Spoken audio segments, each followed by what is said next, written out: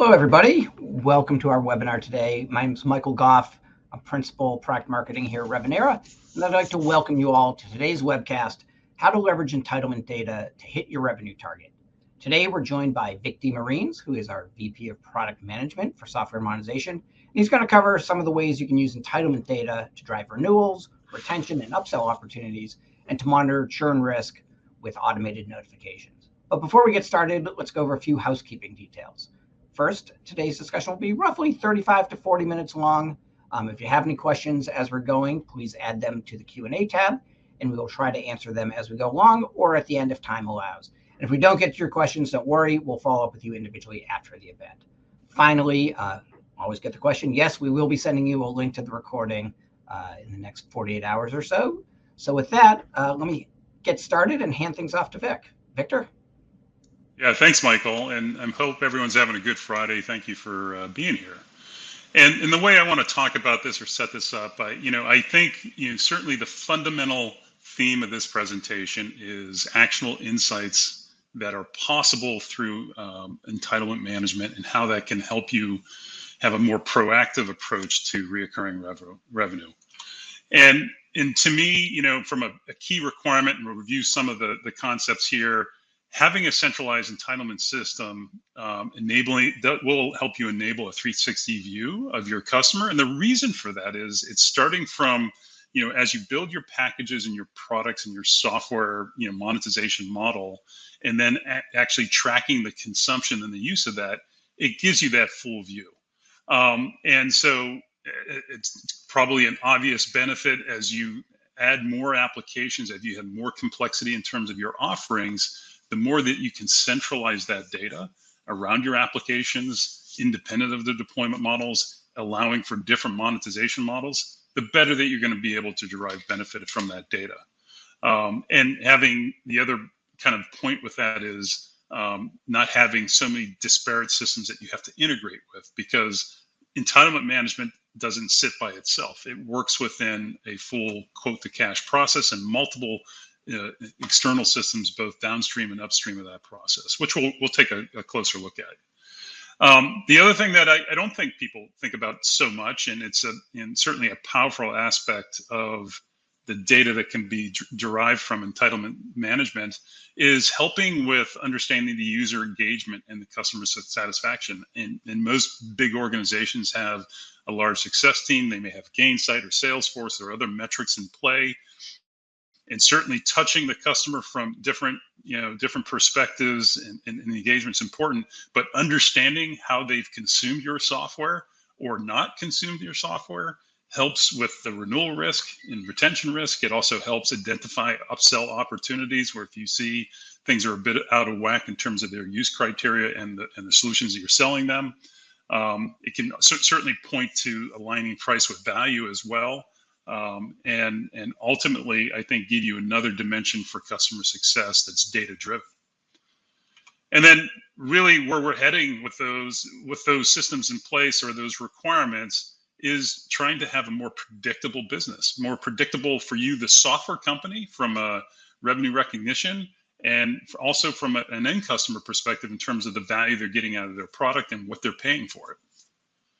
So we talked about the quote-to-cash process, pretty simplistic, flow of what happens with a quote-to-cash process. But if we talk about what's happening in the market today, every company leveraging subscription, having relationships with their own customers, trying to break down the barriers to understand what to monetize, where the value is in their software. And what's happening with reoccurring revenue is you want to accelerate that. And you want to automate as much as possible, because the more time that you have in this process, the less you can recognize, right? And from an entitlement management perspective, certainly fulfillment and rev recognition are key aspects that can play important roles in that part. And then on the usage front, from the actual, the renewal risk and the actual use of the software, it can play certainly a key part. And we'll talk about also the integration points that I think are also key requirements and the ways that we can do that a little bit later. So here's the challenge, right? If you're a traditional software company and you have multiple applications, you're probably dealing in a hybrid scenario. You have probably on-prem applications that may be legacy or may have an important workflow component to your solutions. You are starting to introduce some or part of those applications in a SaaS form or new applications in a SaaS form.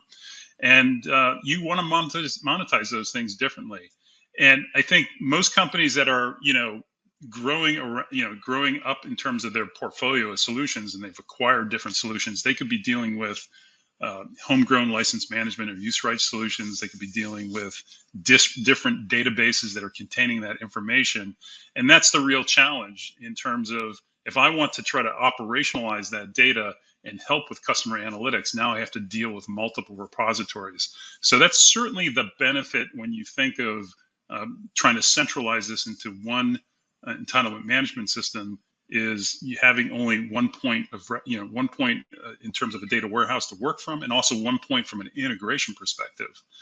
So certainly a key requirement, moving forward if you're trying to accelerate, RevRec and also, generate additional revenue. So what are some of the other complexities that a centralized entitlement management system may help you with? Well, certainly the different types of monetization models that you want to support. It could be very simple access. It could be usage-based. It could be subscription.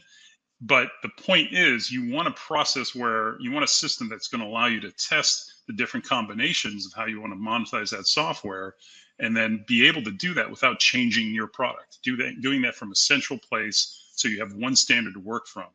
And also have a single system of record that could document what the guardrails are, and making sure that you have a standardized approach for how you want to apply that at a product or feature level. And certainly this type of complexity would be also more important if you had that hybrid scenario. If you're a single application company, you have one application, you probably don't have issues around trying to centralize the system. You maybe have it embedded within your application, but the more you add, or if you're acquiring different companies, the more that complexity grows.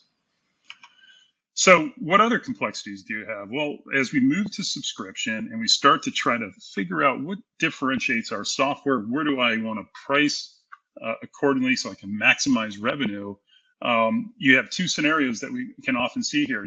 Companies will package their silver edition and their gold edition. And even at a feature level, they may introduce a feature that has a pretty specific count of access, and another feature where they want to allow for unlimited use, but track that overage so that they can come back and true up, or come back with it and change the monetization model in that feature. And then maybe with the gold edition, there's even more complexity introduced, where I have those two models, but I also have one that is a combination of, a guardrail, but also allowing for 50% overage. So that kind of complexity can certainly make sense as you're trying to optimize your revenue. But you can imagine trying to manage that in two different systems or multiple systems, and not having, really the data to draw from to determine, well, how well did that do? What was the performance? So certainly something that centralizing your entitlement management solution would help meet and help introduce into your end user base. So let's kind of walk back to the analytics opportunity. So in the notional, simplified diagram where I have an order, I provision the entitlement, I get notified when the application changes the subscription. Having that data warehouse and having the usage as well as the guardrail sort of indicated within that warehouse would allow for some interesting analytics. It would allow us to paint the picture: is there an upsell opportunity, right? Am I seeing certain consumption that would lead to a salesperson to say, you know what, I think there's a different suite of software that would meet that customer's need. With this usage data, I believe I can justify positioning an upsell. Is there a renewal risk indicator?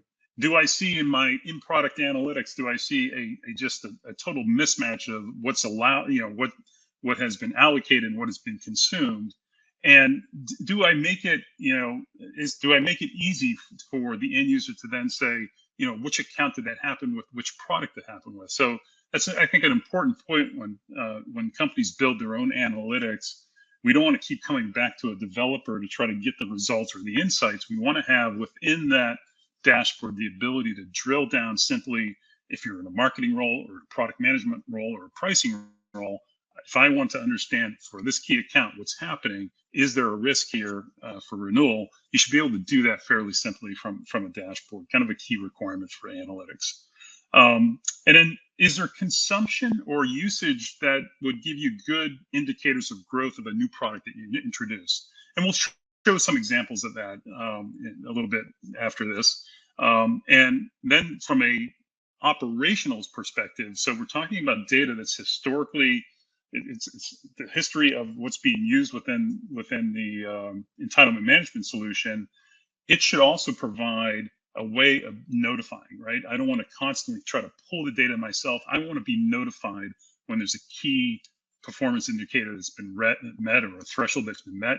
I should have the ability of configuring those notifications to be either sending out maybe potentially a CSV file or even a payload that could be talked to an external system via webhook and having more of a low-code approach for that integration.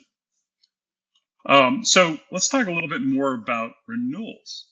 So this is pretty key to understand. There's a lot that you can do, certainly with the customer engagement, to understand if you're at risk.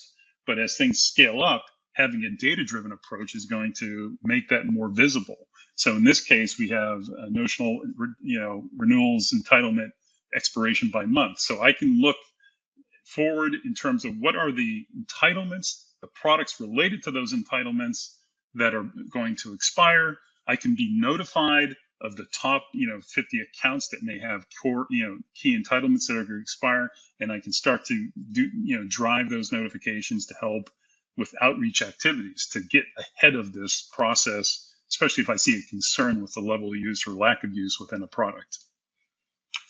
Fulfillment, again, kind of looking at what did I expect in terms of what was allocated and what was consumed. Certainly a good renewal risk and retention risk indicator.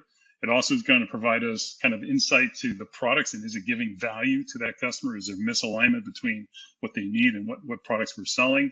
And then that can also speak to the upsell opportunity if I see an overconsumption or they're quickly coming up to their capacity. A pretty key report, a pretty key performance indicator that you would need to be proactive. High watermark, an interesting report because I think it's a fundamental one. It's one that, yes, it's about licensing and use rights, but also it's about understanding what's happening at a granular level. So, for example, and especially if I have a product that has thousands of features, I'm going to want to maybe present a picture within a period of time. What are the top 50 features? And what are their consumption level? And so what you're looking at is a monthly feature consumption trend. So this means these are the applications that are checking out the licenses, and this is the total quantity. And that can give us an indicator. If I wanted to drill down on a specific feature that I spent a lot of time adding to a product, and I want to understand how is that being consumed, I can drill in on that feature and get even a daily picture of that consumption. And then I can start to drill down to the different accounts that I may be trying to focus on. And that would be certainly a good way to visualize that data. And then I can set up notifications with custom thresholds to kind of drive that process to upsell, communicating to Salesforce and communicating to individual sales channels about a situation that may require, may be an opportunity to upsell or cross-sell a product. So, some other use cases that we're certainly coming across is, what we also want to do is prevent misalignment between the supplier and the end customer. What do we mean by that? So we mean there's certain situations. Actually, one scenario that I'm pretty familiar with is cloning. This is certainly an issue today with applications running within containers or on different cloud platforms. There's a concern that they're unintentionally over licensed for that scenario.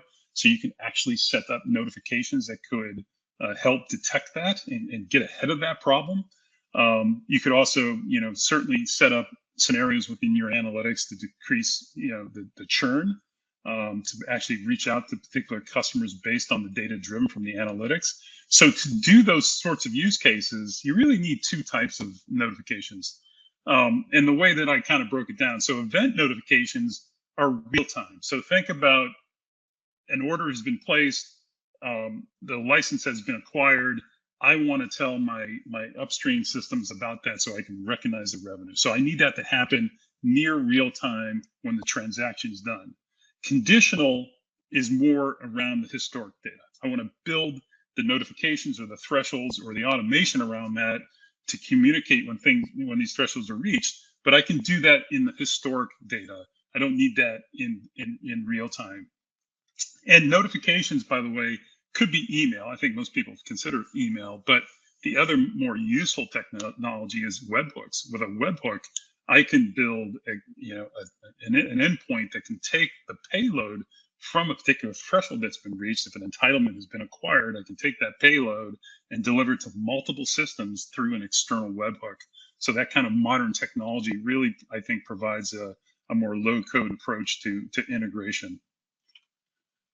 So let's look at some customer examples. So this is a particular customer that has a SaaS application. It's got e-commerce capability, meaning that you have the ability within the application, kind of common with a cloud application, to upgrade your subscription. And they have various granularity and capacity as well as storage for doing that. But the requirement is when an upgrade does occur or change or plan does change, they want to be immediately notified doing that, because if I've changed the plan to acquire more storage, I also want to reflect in the application that guardrail around that and prevent revenue leakage. So that has to happen near time. So that's a good case for the event notification that I mentioned before. Some of the other notifications would be insights into the customer adoption. So this particular use case, it's a brand new launch of the application. And of course, a large customer base, you want to automate. Hey, when a customer reaches a utilization on a particular feature set of 70%, let's notify. Let's notify an alias. Let's notify the system so that we can start working on a reach out to understand the use pattern and see and understand how that could help us grow the product to the rest of the base. So some interesting use cases driven from actual customers. And this is what that would kind of look like if we go back to that quote to cash process. There are some key downstream and upstream systems that would need to integrate and to understand, what has changed in the system. So from a CRM perspective, I might need that real-time indicator that the entitlement changed. From the application, the end user adding capacity to the actual application, I would need to update the billing and CRM system for reflecting that new change and enforcing that guardrail within that solution. So having a central entitlement system with a complete set of data and that notification capability, as well as the analytics, would help us meet that requirement.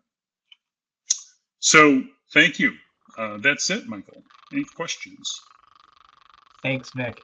So speaking of operational efficiency, I think you did a really nice job going through some of those points. I'm not seeing anything in the Q&A tab just yet, but we'll give folks a minute or so to chime in.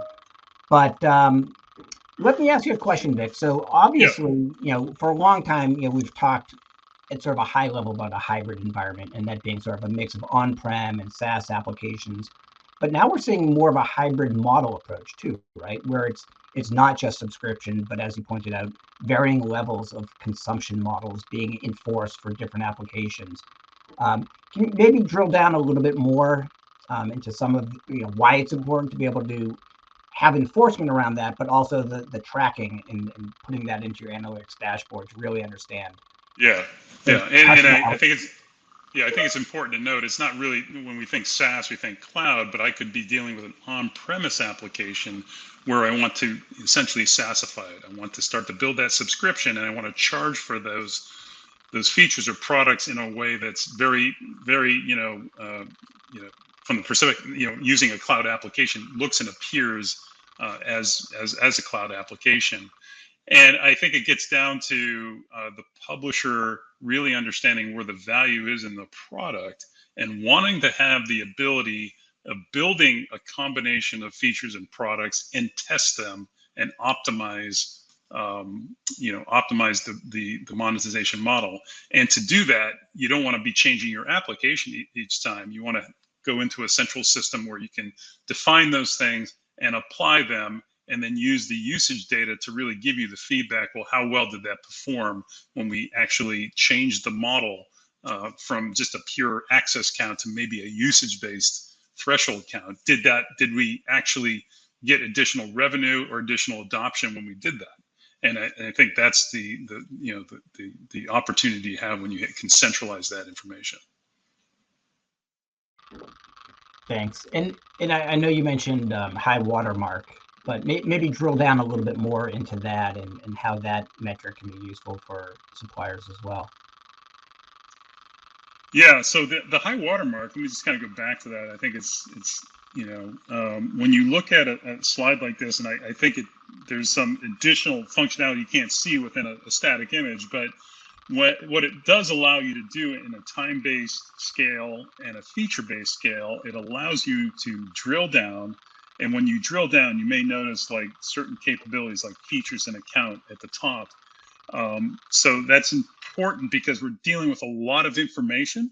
And if I wanted to just isolate down to this new product with a new offering, and to the last question you had, maybe it's a model, a feature that I've licensed in a different way, or I placed a different model on, and I want to see how well that's performing in general in a period of time. But more importantly, for a set of accounts that might represent, a core market that you're trying to penetrate. And I think that's where the high watermark is really important. Now, the other piece of this is actually having the entitlement threshold to see how are they bumping up to the entitlement threshold.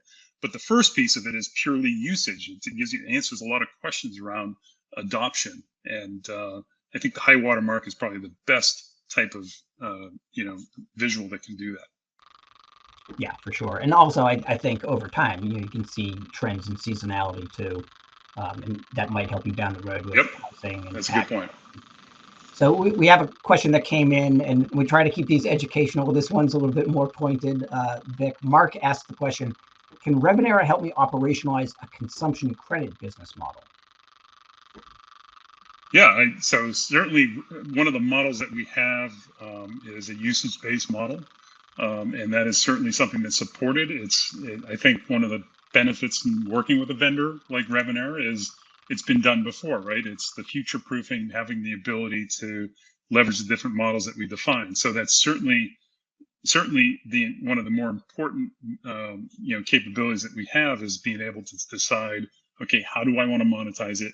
Do I want to do this on a usage basis? And what are the different metrics I want to use for that usage? And that is right in the sweet spot of what we do with the entitlement management solution. Thanks, Vic. Yeah, and it's always interesting, sort of wrapping my head around, sort of what consumption means. Is it purely pay as you go? Is it working down from a sort of a pre-allocated share that you've bought?